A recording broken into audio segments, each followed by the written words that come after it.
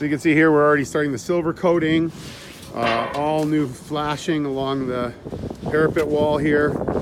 I've got Hugo, who's been working for my family, like I told you, about 30 years. He's doing some, he did the flashing around this opening. So we took this off. We sealed this real good. He's actually silver coating this. This is Hugo Jr. Hugo's actually doing some silver coating here in the front. So we've already done this side over here. And then we've got Antonio. We call him Shorty because he's been working with us since he was a shorty, a little youngster. Came over from Mexico. And he's putting the custom flashings around the pitch pins. So that's all custom cut, you'll see.